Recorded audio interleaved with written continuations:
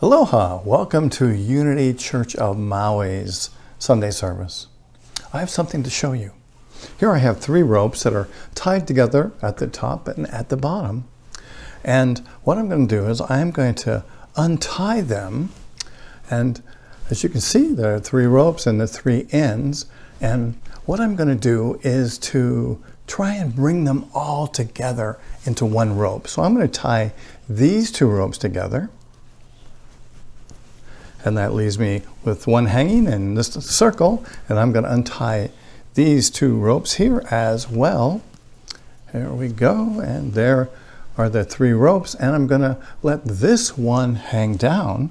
And there you see that I have the 2 ropes that I've tied together, and now I'm going to tie these 2 ends together just by going like this and tie them together. And there you see the rope now is one continuous rope tied with 2 knots. Now, this trick wouldn't be any good if there wasn't some magic involved, right? So let's see what we can do if I wrap this rope up. We're going to do it this way. Wrap this rope up and reach over here and grab my magic wand, which can make magical things happen. And I'm going to turn this rope that was 3 ropes into 1 rope. Let's see if we can do that. Abracadabra. So as you see, I have turned the 3 ropes into 1. And what that means to me is it appears separate for us, our mind, our body, and our spirit. But in God, those 3 things are all one. So to get ready for this exercise we're going to do today, I invite you to find a piece of paper and a pen, and we'll come back together in just a moment. I feel the Spirit moving in me. I feel the Spirit moving in me. In the story of the crucifixion, it appears that Jesus is thirsting for water and the sustenance of this world. In fact, he says, you might remember in John 19, verse 28, I thirst. And a man that was close by evidently heard him and took a sponge and dipped it into water and handed it to Jesus, hoping that that satisfied his dehydrated need. The thirst that Jesus is talking about in this story is the desire of our soul to want an expanded awareness of God. You know, the thirst or the desire that Jesus had and that we had is to unite with God and to experience and express the qualities of God. So today we're going to discuss how we can be quenched by the wellspring of spirit that Jesus is inviting us into. In another story in the New Testament, you might remember the story of the Samaritan at the well. Jesus asked her for water, and she replies that she really shouldn't be talking to him, or he shouldn't be talking to her since he was a Jew. And he says to her, everyone who drinks this water, pointing to the water in the well, will be thirsty again. But whoever drinks the water I give them will never thirst. Indeed, the water I give him will become in him a spring of water, welling up to eternal life. This is a really deeply inspiring story to me. You know, Jesus is describing the life force of God that is within us all.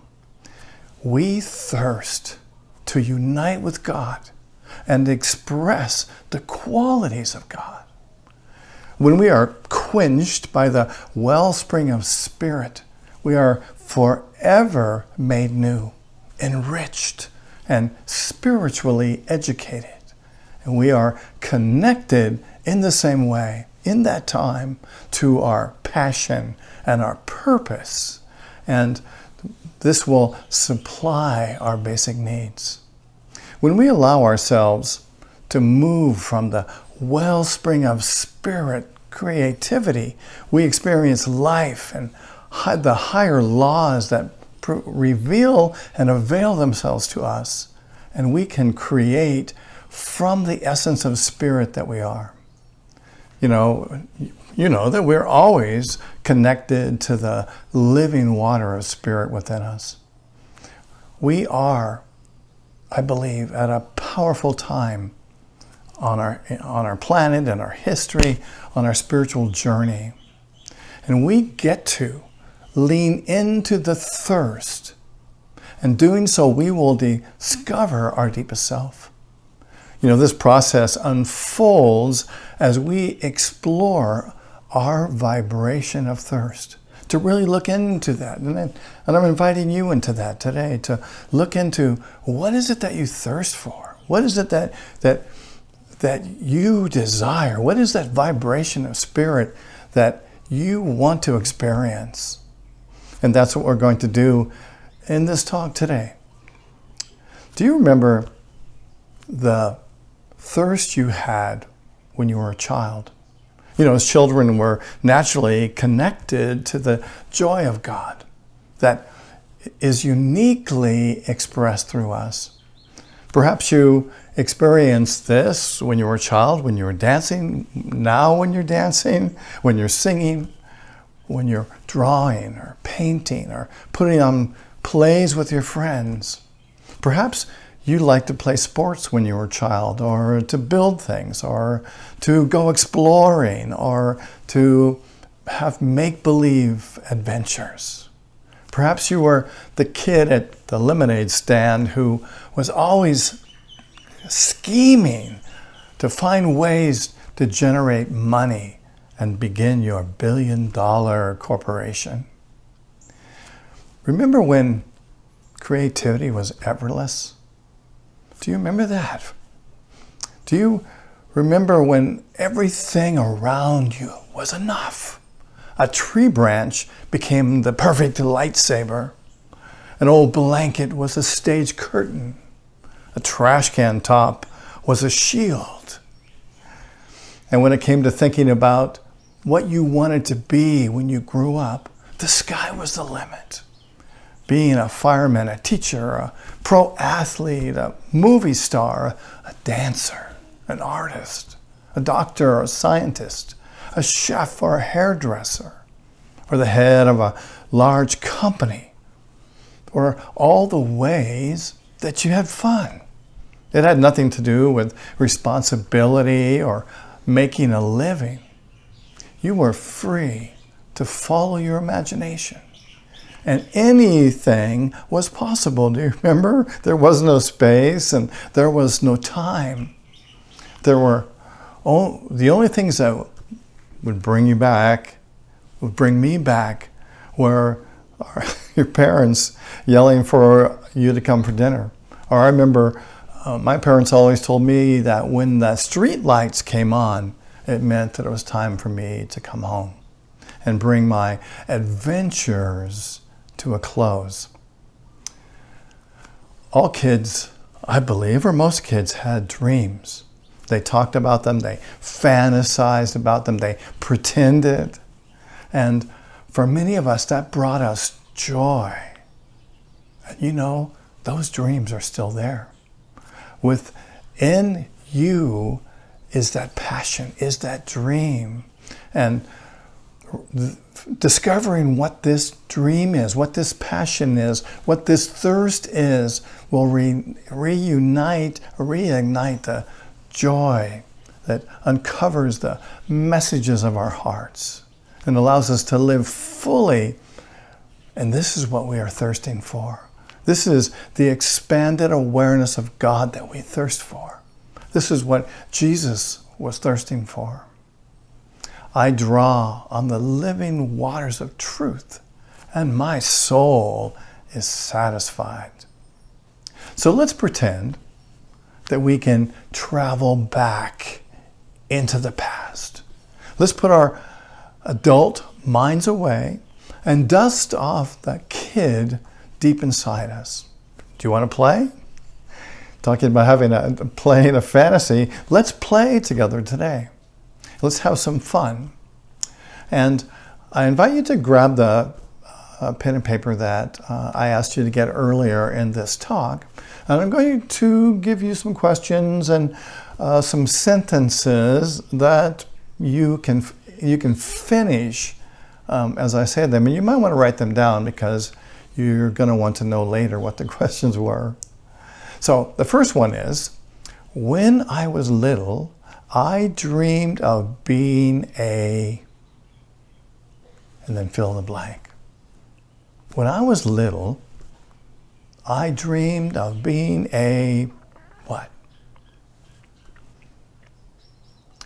And then the next one is, what was so fun to me about this idea was, so you dreamed of being a, right, a whatever, and what was it that was so fun to you about this idea? So what was so fun to me about this idea? When I was a child, the next one, I loved to play what? What did you love to play when you were a child? When I was a child, I loved to play what?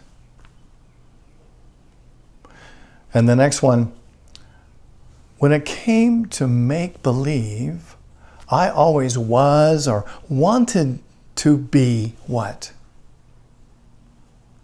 When it came to make believe, I always wanted to be what? Or was or wanted to be. And what was that for you?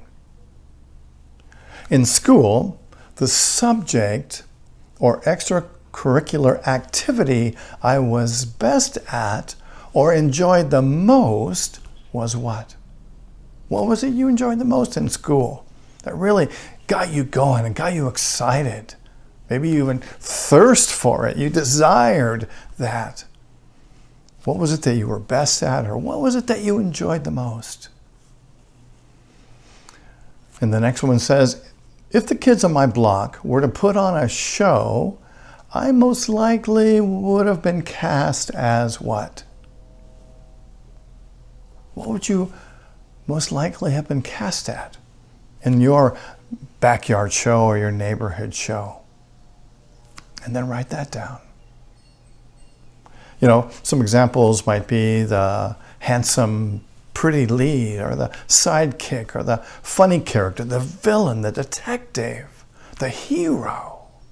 Or perhaps you weren't even interested in being on stage, but you wanted to do the lighting, or you wanted to design the posters and take them around the neighborhood, or sell the tickets. What was it that you wanted to do? So pick one of the above roles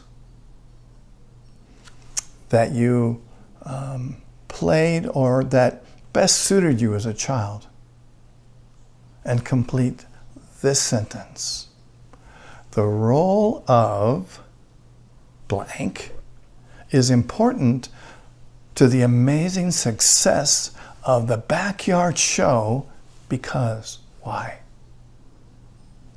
So again, the sentence is the role of blank is important to the amazing success of the backyard show because why? What did it bring to the show? What was it unique? What was unique about it?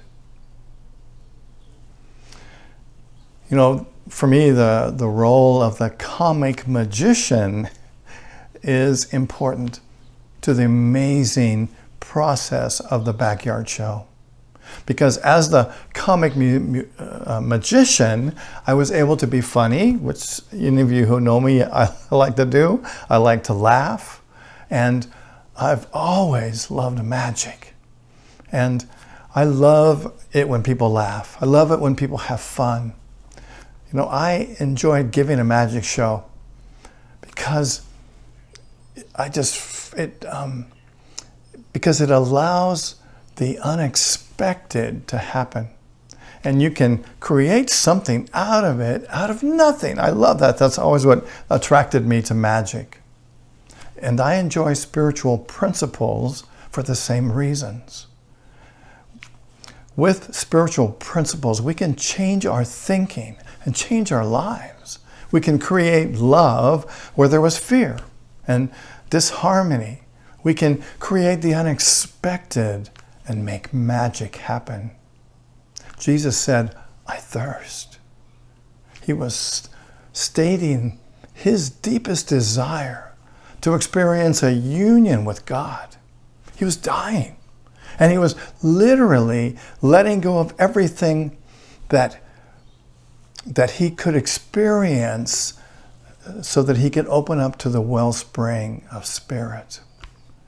You know, when we as children had the desire or thirst to be a fireman, a dancer, or a magician, we did so because there was some quality or value in these roles that symbolized for us that which we wanted to express, that which we were thirsty for.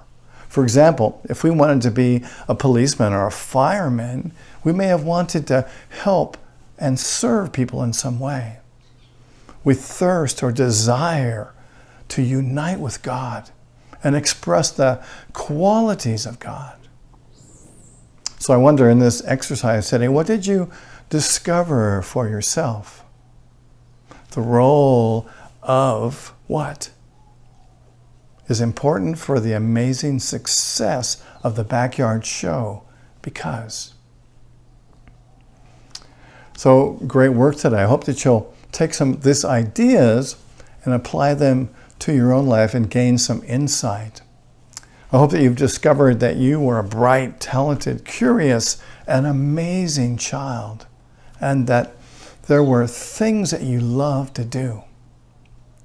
If you didn't connect with something that you desired or thirst for as a child in this exercise, I invite you to try this activity again, to listen to this video and to try it all over now and imagine that and know that that child that you were is still in you and that you can connect with this child and ask questions like, what do I desire or thirst for today? If you could do anything in the world, what would you do? We thirst and desire to unite with God and express God and experience the qualities of God.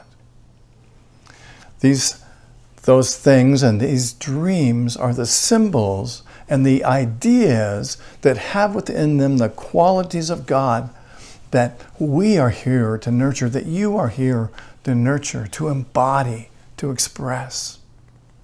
Do you see a similarity between your backyard passions and your life?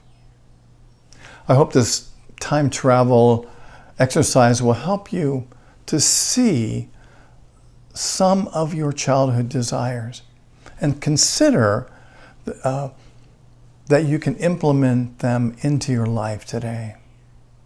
You know, I trust the Spirit within me, and I trust the universe. I understand that all of my desires, my thirst, and my dreams don't all fit into one box. And I realize that what I desire is not a single occupation or a career or a single path, but it's about a way of life. You know, the word desire means of God. Our desires are messengers. Let's not be seduced by the messenger.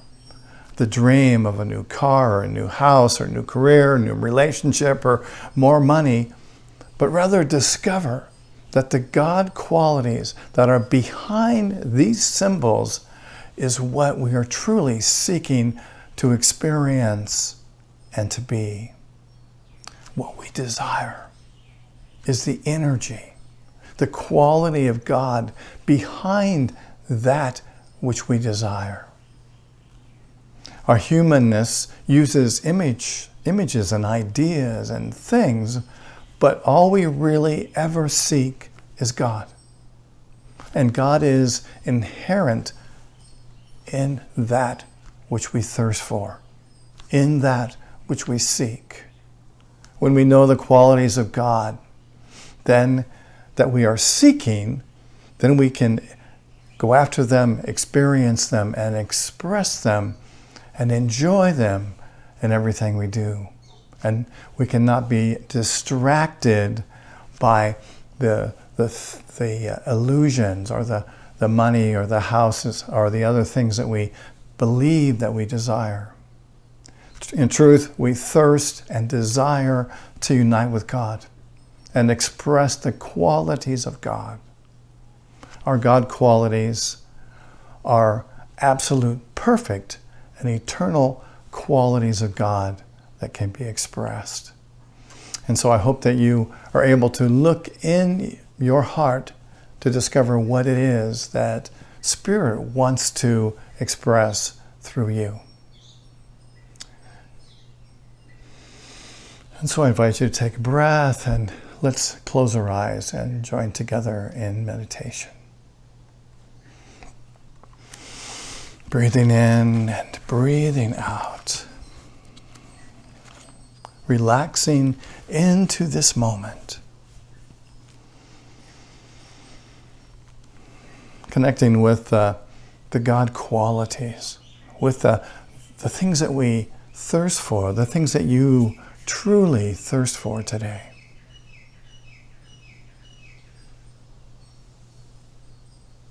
What is it that lights up your soul? What is it in the occupation you pursued or the interests that you had as a child that is the true calling of your soul?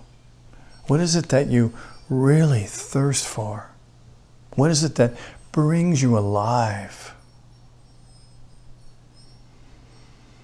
What is it that connects your mind, your body, and your spirit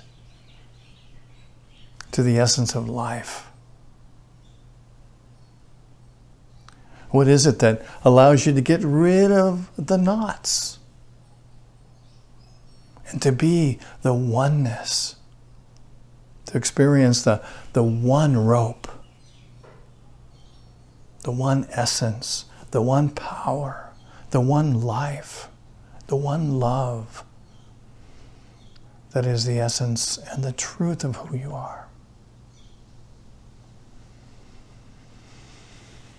Breathing in and breathing out.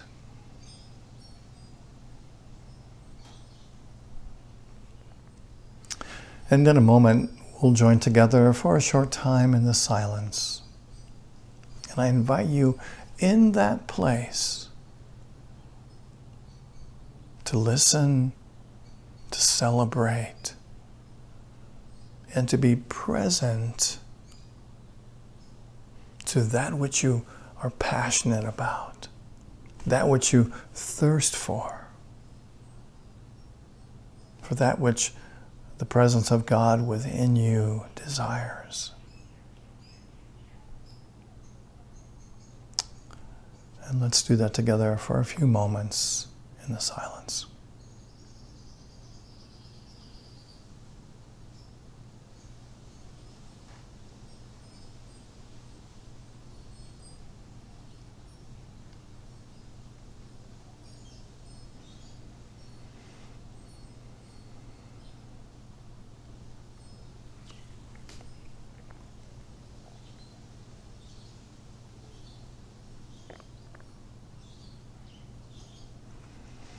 Breathing in and breathing out. Slowly allowing your awareness to return to this moment. To feel the freedom of your spirit, the freedom of your soul. Gently allowing your awareness to return to this moment. Giving thanks for the beautiful, amazing expression of God that you are.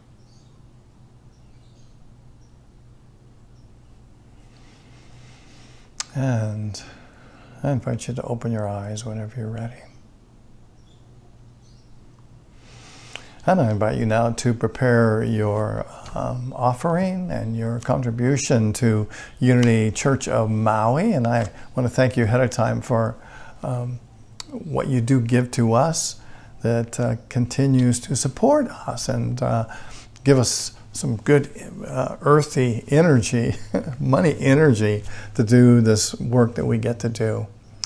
I feel so grateful to be able to do this and to be able to do this during this challenging time that we've been able to continue to do this work. And I know that as you give to Unity Church of Maui, that you are not only supporting us, but you are one with us in this work that we do.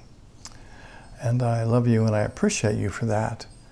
And so why don't we, as we hold our gifts and our contributions, let's pray and affirm our prayer for prosperity together, which begins through a grateful giving heart. My mind and life overflow with the abundance of God's all-providing, infinite supply. And so it is. Thank you. So you might say, well, Reverend Blaine, where can I give these gifts? Well, you can do it a couple different ways. You can send your check to Unity Church of Maui at 483 South High Street in Wailuku. And you can also go online to our website, which is www.unityonmaui.org, and click on our, don't clip, just click on our donate button, and you can make a very safe donation there. And thank you very much. So next week is Palm Sunday. Can you believe it? And it's the day that we mark as the beginning of Jesus' last week on earth. You know, Jesus' journey to Jerusalem was a momentous event that spiritually prepared him for his eventual trial and crucifixion and resurrection. The metaphysical interpretations that we can get from this story can help us on our journey, help us prepare our consciousness to work through what appears to be the trials and the crucifixions and the resurrections in our own life. So I'm looking forward to that. I hope to see you right here next Sunday, and we'll have a good time doing that together. Also, I need to tell you that I have some really special music for us next Sunday. I'm going to include a hula that Reverend Gary and Kate and Marlene performed for an Easter service. I think it was back in 2018. They're going to be doing the hula to I Simply Live for You. And on top of that, I'm going to show a video of Omar and Kurt and Ken and the whole gang performing Celebration. And that was also at our 2018 service. So it's going to be a lot of fun. So I look forward to seeing you next Sunday, Palm Sunday. And the Sunday after that, of course, is Easter Sunday. And we, due to popular demand, we have decided to extend our services and do a third service. You know, I announced last week, I think, that we're doing 2. We've decided to do 3 one-hour services. And there'll only be 10 reserved seats at each service. And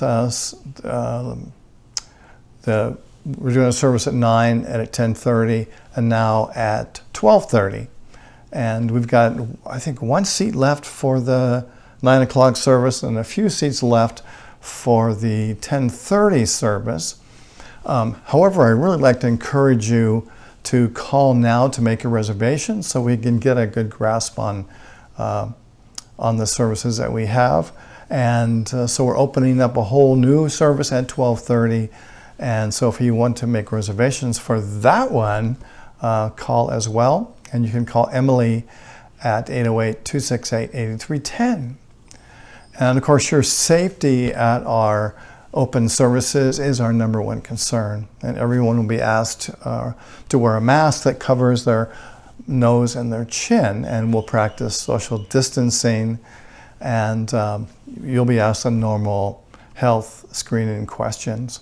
And as you know, Kurt Lee will provide celebrational and instrumental music for everyone's safety. Of course, we won't be singing, but you can certainly hum behind your mask. Oh, and I need to tell you too, it's a very special thing that's happening at our Easter service. Virgil Cantorna will be singing This Is Me. Also from our 2018 Easter service, a recording that we made then. So that's going to be a very special service, and we're asking everybody to donate at least $20 to the service, and of course nobody will be turned away for a lack of funds. Let's see, if you enjoy our services, you can find more just like this on our Unity Church of Maui YouTube page, and you'll find them also on Facebook, and you'll find the links to our Zoom call, which happens at 10 o'clock every Sunday morning, in our newsletter and on our website. We'd love to see you live on Zoom on Sunday morning. And let's see, I think that is, oh gosh, I almost forgot the capital campaign. Things are pretty much the same as they were last week. I think that our amount is the same. I believe it's about $3,125. Don't quote me on that, but things are going well. We are still hoping for donations because we do see that we're going to be opening up soon. In fact, that day we're having a soft opening, as you might know, on May 2nd, Sunday, May 2nd, and I'll tell you more about that as we go forward. But we certainly are going to want a van to take us back and forth from the county lot on Sunday morning and keep our property for elderly, handicapped, and visitors. So I think that's about everything that we have today. Did I miss anything? Calling out to the peanut gallery? I'm getting a clear sign, so I think everything is good. So I invite you now to pray with me the prayer for protection and to bring this service to a close in the usual way by affirming that together. So let's do that now. The light of God surrounds us. The love of God enfolds us. The power of God protects us. And the presence of God watches over us wherever we are. God is. God bless you, friend. I love you. I bless you. I appreciate you. And I behold the Christ in you. Aloha. Where